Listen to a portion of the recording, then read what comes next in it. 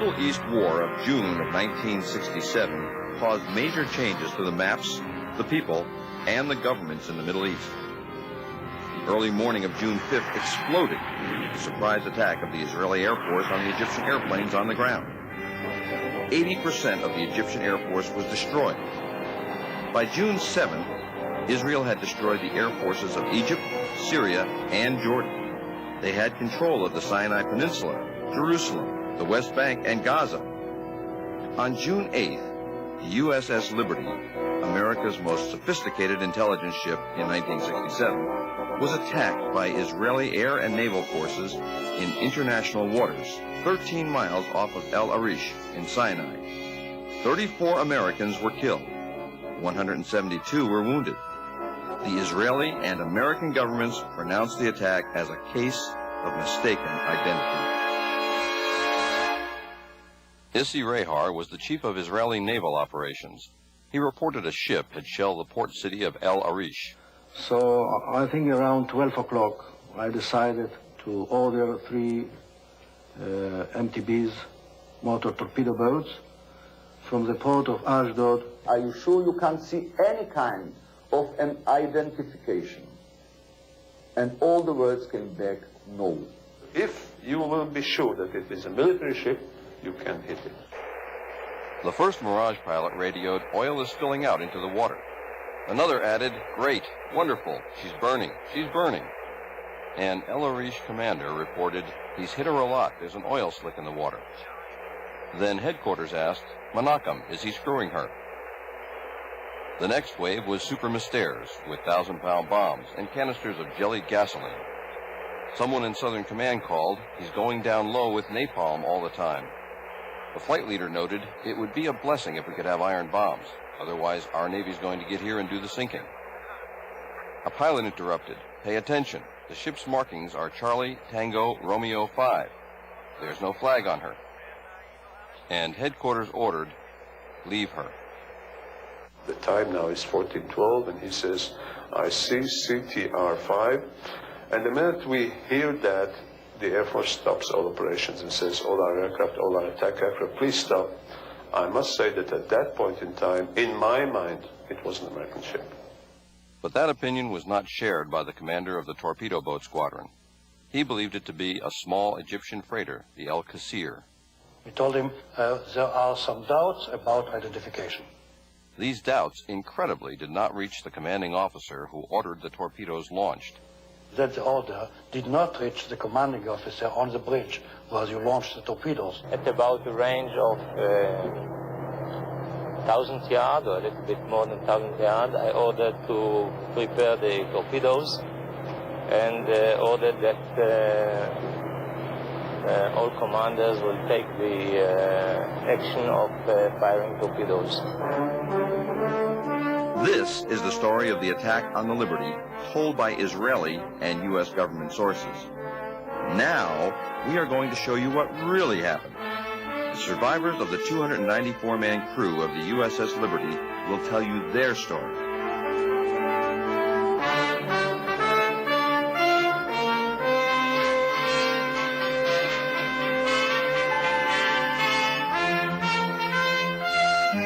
I'm Tito Howard, the producer of The Loss of Liberty. The host for this program about the attack on the USS Liberty will be Dr. Richard Kiefer, one of the many heroes that day. Dr. Kiefer was the only doctor aboard Liberty.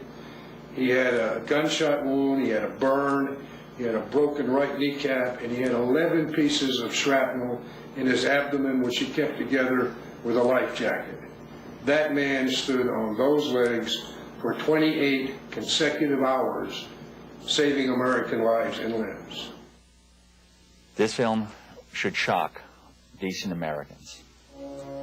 Above all, men and women who've served in America's armed forces. It will shock particularly as it was an attack not by terrorists implacably opposed to the United States, as is the case of the USS Cole. The Liberty is the most decorated ship in the history of the United States Navy. 840 medals, including the Medal of Honor for her skipper, the Presidential Unit Citation for her crew, 2 Navy Crosses, 11 silver stars, and 204 Purple Hearts. The day before, I was topside when Israeli planes came by, and very close where we could wave to the pilots, and they were that close where we could wave back. It was a very clear day. It was a warm day. Sunshine was shining brightly out. Nice breeze blowing, and I distinctly remember hearing the flag flapping in the wind. There was approximately 13 sorties of our ship from 6 o'clock till 12 o'clock in the afternoon. We had a general quarters drill that lasted 45 minutes or so. Our captain, like me being an engineer, really believed in watertight integrity and making sure our people were equipped and knew how to fight fires and repair damage.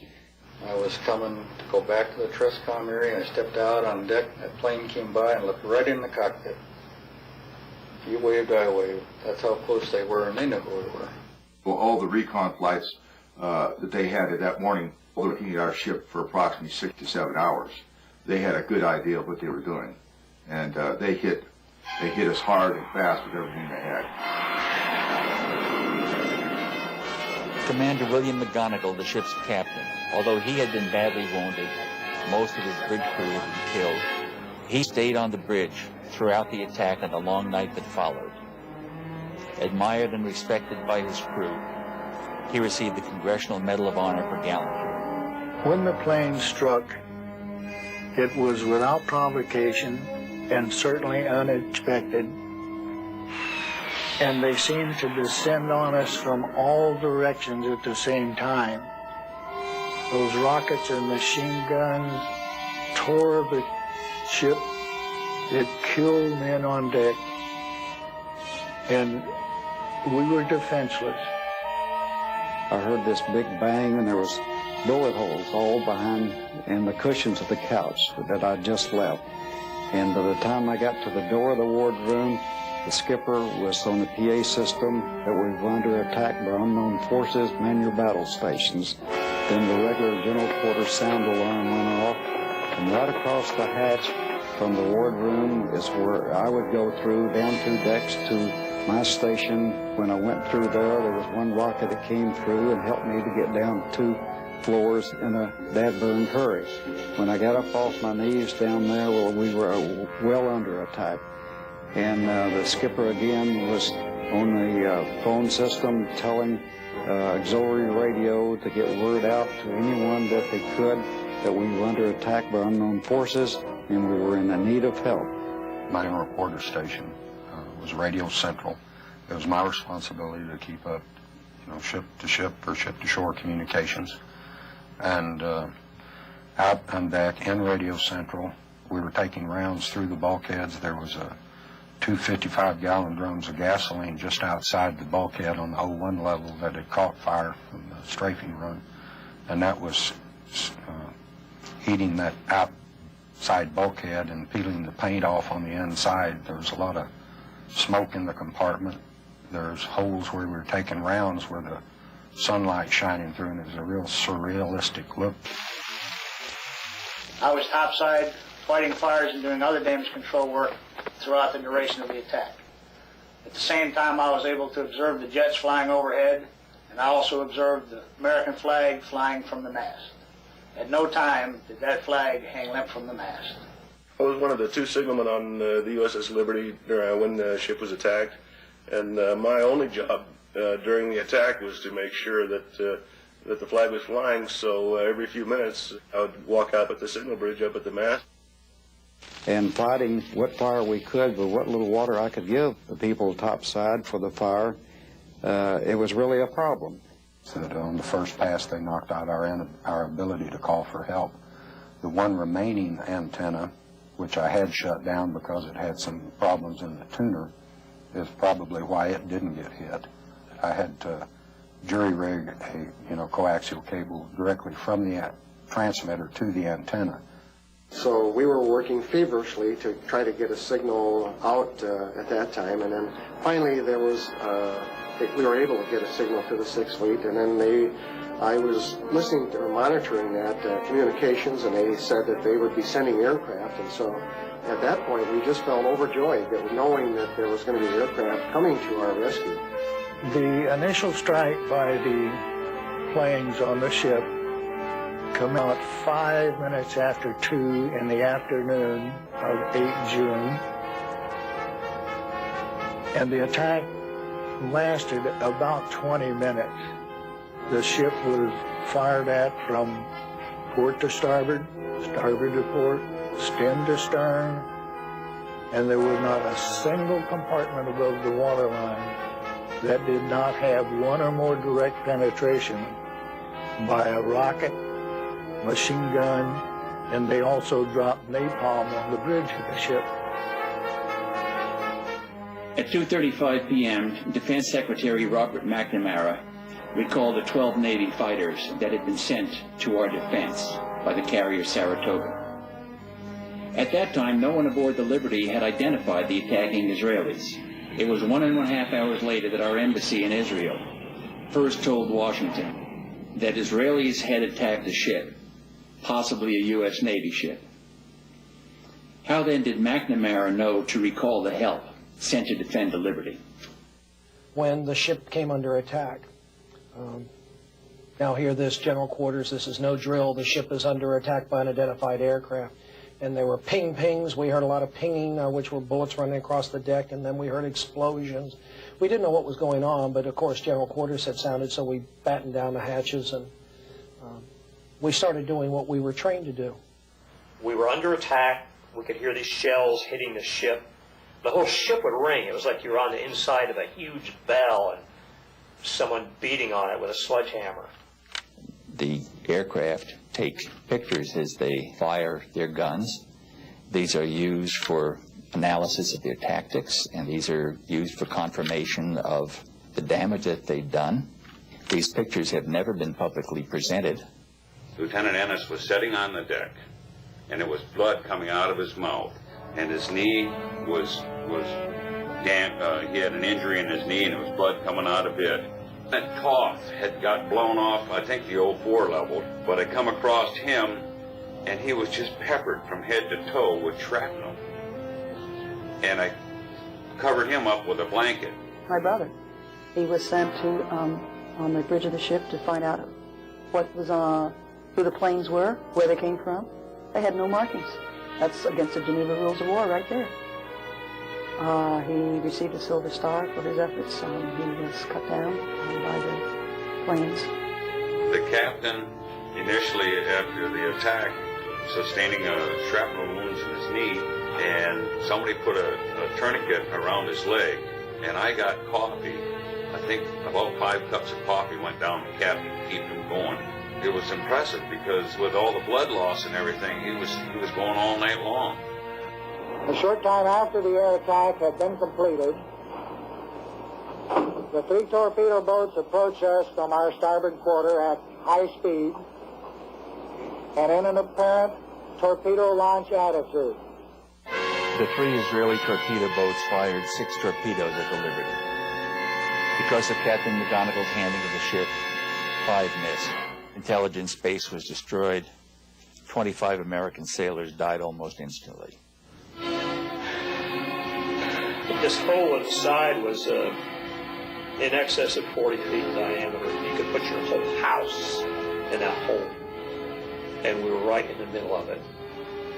We couldn't believe what we saw. You couldn't walk around that part of the deck without stepping on a piece of someone. In fact, Phil Turney and myself had found a shoe with a foot still in it. I do remember the alarm to stand by to abandon ship. Don't believe your station yet. They were preparing to, and then that was called off because apparently the life rafts had been shot up. So if you went in the water, you were on your own, and the list on the ship was considerable. You could tell it looked like at first we were going to maybe roll over. The lights went out, and the ship rolled over, and I figured, well, it's the end. The torpedo had hit the side of the ship, of the room I just stepped out of, killed every man in my division that was in there. This fellow first class that I mentioned, he was on the phone at the time just outside the door. It took off the back of his head. It broke my lower left leg, both bones, collapsed my lung, broke ribs, fractured my skull, blew out my eardrums. We took the guy down below, and I don't know how many runs I made up and down, carrying wounded. And I saw all the bodies laying there on the tables where Dr. Kiefer had been working on. And I was told that he was in the officers' wardroom operating on more people.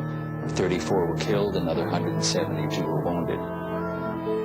The care of these people was done by myself with the assistance of 2 corpsmen. The corpsmen did many things of minor surgery, and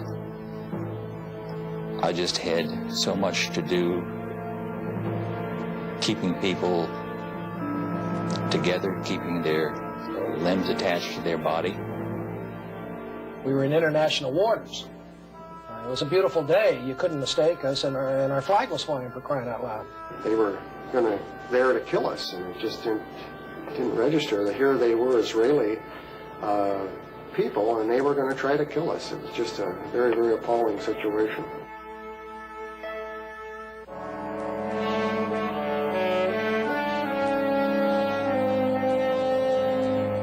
A strange quiet descended on the Liberty crew. After the explosion, the pounding of machine gun bullets slowed and stopped. Fires were put out. The stunned, angry, and exhausted crew caught their collective breath. Limping at 5 knots toward sanctuary several hundred miles to the north, they had somehow survived one of the most ferocious sustained attacks ever on an American ship. 34 were dead, 171 were wounded. All survivors had mental scars. There is not one single life raft. The wounded are treated. Sailors remember that they were promised help. They expected that help. That help, in the form of phantom jets from the USS Saratoga, was on its way. It never arrived. It would be the next morning, 17 hours after the attack began, before they would see an American face. Finally, the USS Davis and later the USS Massey came alongside the Liberty. Many of their sailors wept as they boarded the Liberty, saw open decks stained with American blood and parts of American bodies on the deck. Helicopters from the USS America arrived several hours later to medevac the most seriously wounded Liberty sailors back to that carrier. The air attack by 2 squadrons of Israeli aircraft, French-built Mirage 3s and Super Mystères, 821 rocket and cannon holes were found in the Liberty. Canisters of napalm had torched the ship. After the ferocious air attack, Liberty was pounded by 3 Israeli torpedo boats. One of their 6 torpedoes struck the Liberty, left a gaping hole at the water line. There were thousands of holes from armor-piercing machine gun bullets. They sank life rafts, shot at firefighters and stretcher bearers, at the bridge and into the engine room. Dr. Kiefer and his pharmacist mates performed in heroic fashion, as did all of the crew. About the same time, Israeli land and air forces attacked the Golan Heights in a well-planned and executed strike. The attack, the recall, the jamming, the pounding, the torpedoes. Somehow the Liberty survived. And almost immediately, the second part of the outrage, the cover-up by the Israeli and the American government, began. I had to go to work at midnight, and I'm trying to sleep. You know, just thinking about how we had been so shafted by our government, the Israeli government, told to shut up, no chance to talk to one another. And it angered me. It really, really angered me. On the day of the attack, I tried to coordinate communications. The Israelis had taken out all of our transmitting antennas. My RMs, not knowing any better during the strafing runs, were stringing long wires so that we could get an SOS out. And thanks to them, the ones that survived, we did get an SOS out to the USS America. Without George Golden, the ship would have sunk. Had it sunk, I assume when debris washed ashore the next day, it would have been blamed on Egypt. There were many, many miracles that day. I shouldn't be here. After watertight integrity had been established and the hatch had been sealed, they reopened it as I floated by. Bud Schnell, went down and pulled me out. I'm not supposed to be there. None of us should be alive today.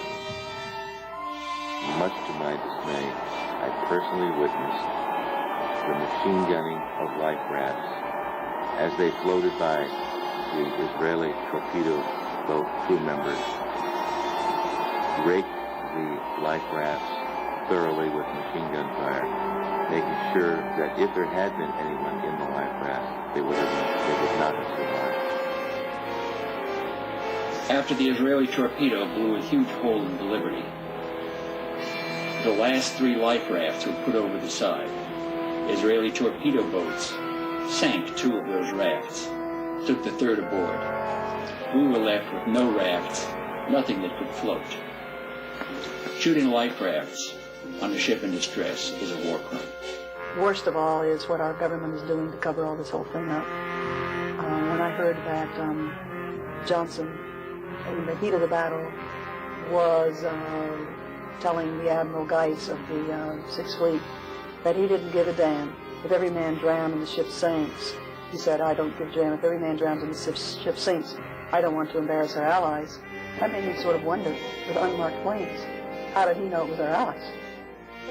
So we should have had planes on site 45 minutes into this 2-hour attack, and they never showed. So did Israel apologize and then continue to attack us for an hour and 15 more minutes, or were we being lied to as to the conditions of why they recalled the planes? And because of the top secret operation of Liberty, and it being the sensitivity of it being Israel, our closest ally, who accidentally attacked the ship, that we are ordered not to grant any interviews.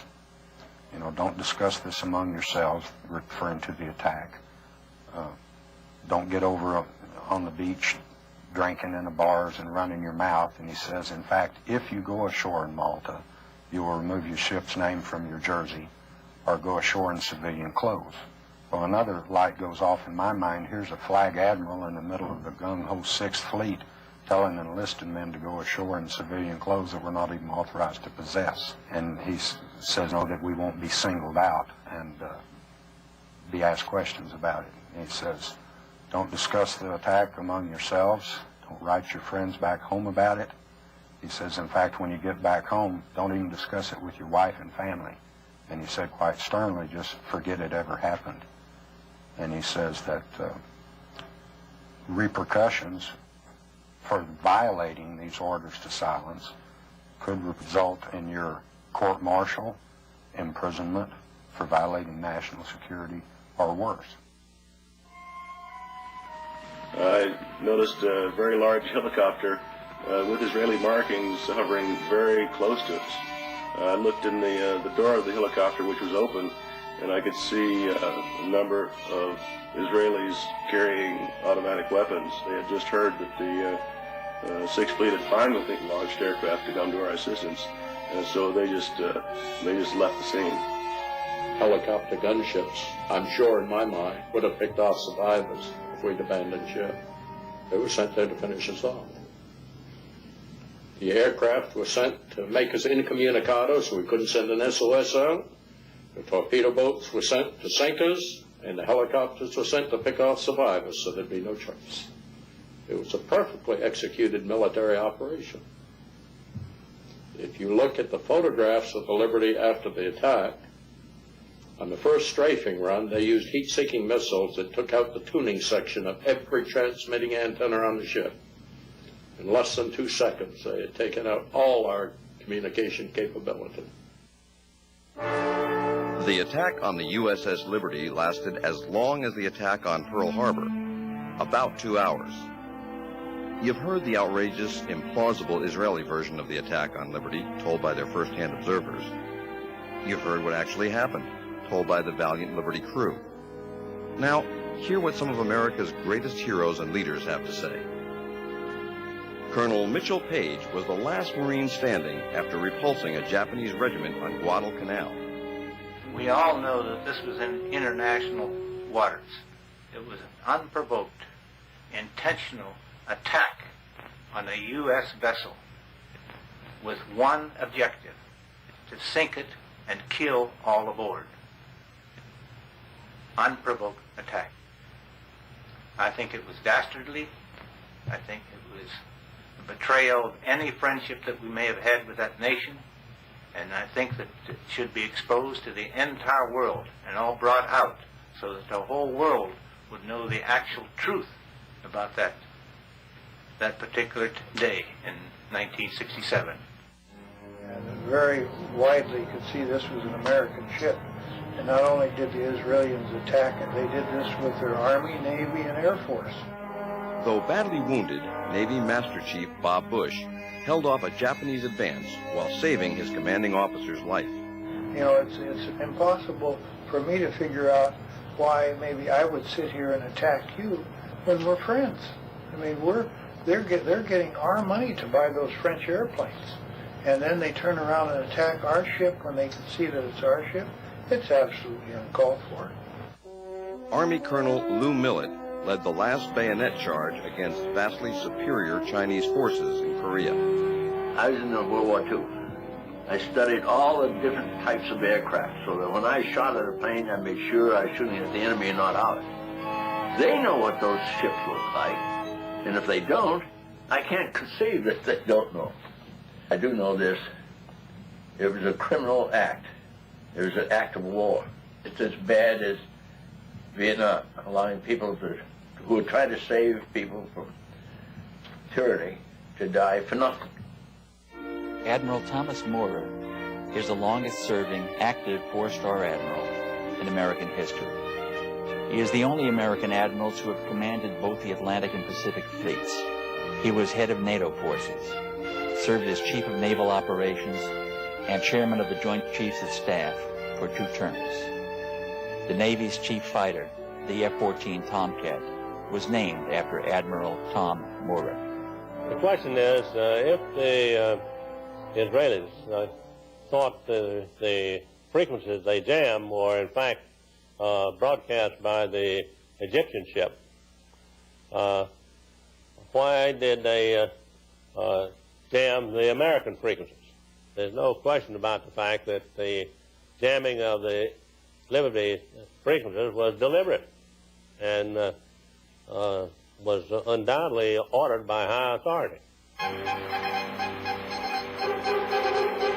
Since a large part of the casualties were caused by torpedo boats, could have been prevented from making those attacks by the aircraft that were on their way to help when they were recalled. Admiral Arleigh Burke was known as Mr. Navy. His long and illustrious career was capped by him becoming the Chief of Naval Operations. The high-tech modern American Navy destroyers were named the Arleigh E. Burke class of destroyer. And don't know yet why we didn't protect that ship. I don't know why the Israelis would take such terrific chances. It must have been something that was very important to them to decide to attack without considering the probability of war.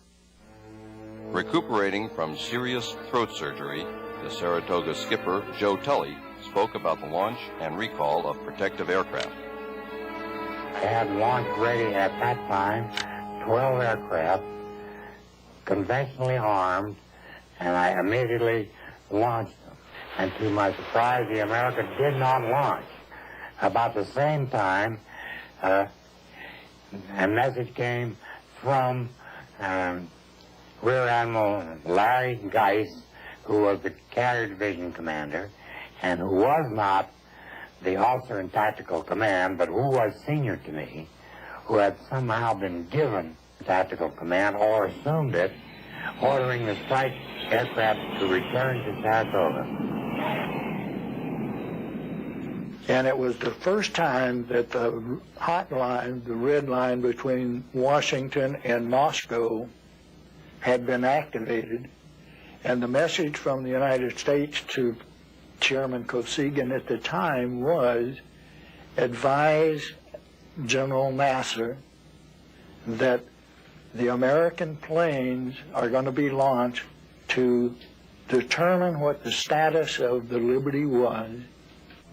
I have spent a large part of my life flying over the oceans and identifying ships. And this ship was perhaps the easiest ship to identify that was listed in the United States Navy.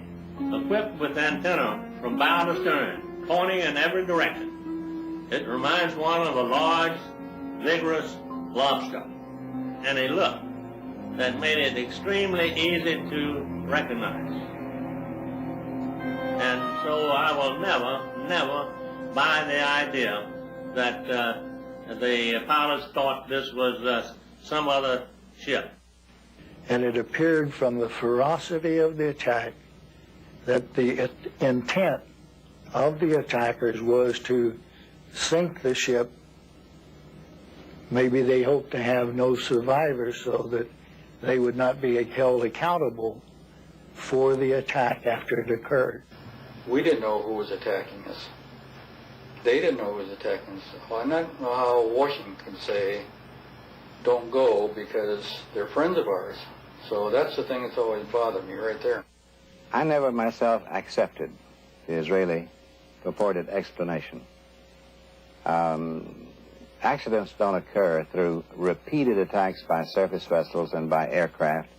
It obviously was a decision taken pretty high up on the Israeli side because it involved combined forces. The ship was flying an American flag. Even if it had been unidentified from an Israeli point of view, it was a reckless thing for them to do. Suppose it had been a Soviet ship. In fact, it produced very large problems indeed. George Ball, the brilliant and courageous Undersecretary of State at the time of the '67 war, wrote about the attack on the Liberty subsequently. He said, "The ultimate lesson of the Liberty attack was that it had far more effect on policy in Israel than in America. Israel's leaders concluded that nothing they might do would offend the Americans to the point of reprisal. If America's leaders did not have the courage to punish Israel for the blatant murder of American citizens, it seemed clear that their American friends would let them get away with almost anything."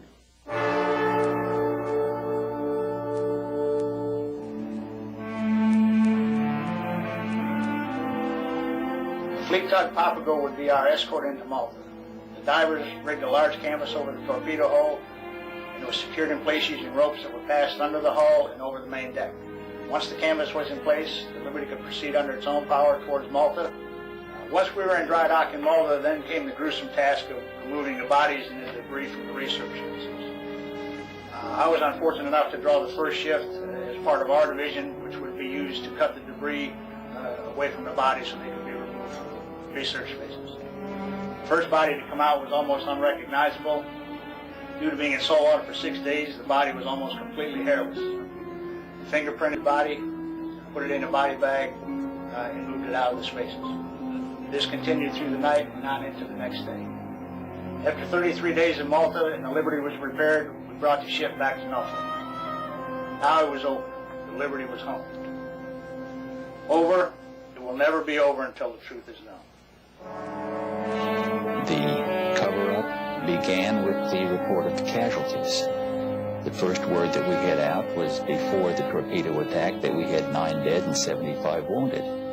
This has been the number that has almost invariably appeared in the newspapers as an attempt to minimize the nature of the attack, the ferocity of the attack, and the unjustifiable nature of the attack. There was no press campaign to cover this in its entirety for the benefit of the American people. And as a matter of fact, in many cases, the press supported the Israeli contingent. Future Judge Advocate General of the Navy, Rear Admiral Merlin Starring, was given less than 24 hours to review the 600-page Court of Inquiry report. In the course of my career as a Navy lawyer, I have been called upon to review and take actions upon hundreds of investigations of various degrees of importance and volume. This is the only instance in which a record of such an investigation has been withdrawn from me after I had been asked to review it and had not been given an opportunity to complete my advice to the convening authority. As you know, it's a voluminous document. And one of the things that I initially had difficulty with, and still do, is the fact that the very first statement of fact that the court arrived at and presented was this: available evidence combines to indicate the attack on Liberty on 8 June was in fact a case of mistaken identity.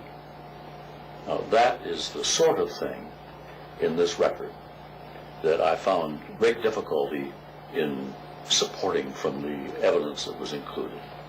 I'm convinced that it was withdrawn from me in this instance because of my statement to Captain Boston that I was having serious problems with the evidence that was available to support the statements of fact. In the subsequent cover-up, the Israelis maintained that they thought the Liberty was the small Egyptian freighter, the Al-Qusair. This is not credible. Not only was the Liberty flying a large American flag, but it was 5 times as large as the Al-Qusair, and its profile was unique. It bore no resemblance whatsoever to the Egyptian ship. Tordella was the deputy director at the time of the attack. Tordella, when he received the copy of the Israeli mistake explanation, wrote across the top of it a nice whitewash. He didn't believe it at all. And he later wrote another memorandum for the record indicating that he thought that the most likely explanation was that the Israelis attacked the Liberty because they didn't want the Liberty to hear what was going on in the Sinai. And this is the highest professional at NSA. In addition, the director of NSA at the time, Marshall Carter, told me that he thought it was deliberate. In addition to that, he was very offended in another memorandum he wrote that it appeared that the Johnson administration wanted to cover up the whole thing. They actually wanted to sink the ship so that Israel wouldn't be embarrassed. Admiral Kidd, when he came aboard our ship to interview the survivors, he got us in small groups, 3 or 4 or 5 sailors, and he would ask us questions. The first thing he did is he took off his stars, laid them on the table, and said, "Listen, open up to me and talk to me just like her. I'm just like you, one of you." So we did. We trusted him. We opened up with our hearts. We told him exactly the way we felt, what happened, what we saw. And when that was done, he put his stars back on his lapel, and he ordered us not to say anything to anybody, our families, friends, shipmates, anyone. If we did, we faced the possibility of a court-martial, penitentiary, or worse, and everyone knew what worse meant. Actually, he scared the death out of me. I didn't talk about the attack to anyone for almost 20 years. Not knowing why they did this, and not having their government back us, then and now. It's an open sore. It's festering to this day. It's not going away.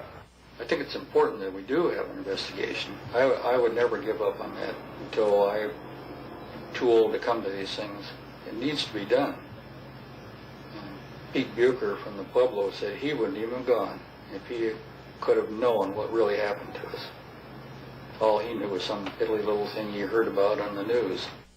In late 1991, Dwight Porter, who was ambassador to Lebanon during the 1967 war, told columnists Evans and Novak that immediately after the attack on the Liberty, the CIA station chief handed him intercepted messages between the Israeli war room and their planes. The pilots were given orders to attack the ship, and they replied immediately that it was an American ship. The Israeli headquarters responded, "You have your orders, attack the ship." The pilots tried once again, "But it's an American ship. We can see its flag." And headquarters insisted, "You have your orders, attack it." And attack it they did, and the consequences are well known. But one of the things I found out was that that had never been discovered before was the fact that at the time the Liberty was attacked, the NSA also had an eavesdropping plane flying high above the scene of the action. It was an EC-121, and during the entire course of the war, the U.S. Had eavesdropping planes going over the area, collecting signals, eavesdropping on what was going on below. And this plane was flying right over the scene of the attack. And I talked to two of the crew members of the plane, and both of them agreed that what they heard were comments from both the pilots and the torpedo boat personnel mentioning the U.S. flag. Now that flies in the face of what the Israeli explanation says. The Israeli explanation says nobody on either the planes or the ships ever saw a U.S. flag. Evans and Novak got further confirmation of the Israeli attack from an American-born Israeli major, Seth Mintz, who was in the Israeli war room at the time of the attack. He told the reporters, quote, "Everyone felt that it was an American ship and that it was the Liberty. There were comments about the markings, about the flag. Everybody in the room was convinced it was an American ship," unquote. Mintz told Evans and Novak that the Israelis were guilty of an outrage. True. But the American suppression of the truth was an equal outrage. Well, at the time, the Liberty was off the coast of the Sinai, off the coast of where El Arish was on the Sinai Peninsula. According to Israeli military historians who wrote reports of it at the time, and other eyewitnesses, the Israeli military was killing prisoners, Egyptian prisoners, committing war crimes, desperate acts of war crimes in order to have to transport the prisoners because they had no place to put the prisoners. They decided to take the most expedient method and just kill them. If the planes dispatched by the Saratoga had continued to the rescue, the Israelis would have been driven off. But Washington took the Israelis at their word. They said they had recognized their error, and they apologized. And the attack had already stopped, they said. But they were lying. The attack continued for another hour and 20 minutes, during which 25 more American sailors died, and 110 more were wounded. All would have been spared if the American planes sent to help them had not been recalled by Washington. The point was, the attack did take place. There were a lot of reasons that the Israelis would have wanted to hide things from the U.S., and that's why there is a need for investigation. I mean, you're not going to take the word of somebody who was the principal person who caused it. That'd be like taking the word of a defendant in a shooting. Every one of the 1,000-odd caches between Syria and Israel between 1948 and 1967 was examined by the UN Truth Supervisory Commission, which found out that only a very, very few had been caused by the Syrians. A few dozen of the caches were ambiguous, and all of the rest were caused by Israel. Well, there were many officers of many nations, and they all reported the same thing. Could they all have been lying? Still, we no longer have to rely only on the UN documentation. Moshe Dayan, who commanded the Israeli forces in 1967 and had given the order to occupy the Golan, gave an interview to an Israeli journalist in 1976. The interview was kept secret until April 1997, when it was published in an Israeli newspaper. It has been authenticated by Israeli historians, and General Dayan's daughter, Yael, a member of the Knesset, insisted that it be published. Why did he give the order to invade? Essentially, it was because of pressure from the would-be settlers in the Golan, who convinced Levi Eshkol, the Israeli prime minister, to occupy the heights and the fertile lands beyond. And when asked if that were all there was to it, Dayan replied, "I can tell you with absolute confidence that they were not thinking about security. They were thinking about the heights land. I saw them. I spoke with them. They didn't even try to hide their greed for that land." The best one is the one where they wanted to go on Heights. And Johnson said, that's enough. And they needed another day to get the Golan Heights, which they still have, which I didn't think you were supposed to do, take land from another country and keep it. If we could get the truth of the Liberty out, that it would change history, I think, in this country. I absolutely can't see why our American newspapers and TV people have helped to cover this up, but not covering some of our stories.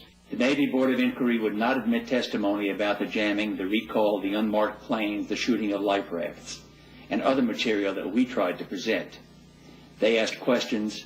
We were allowed to answer those questions, period.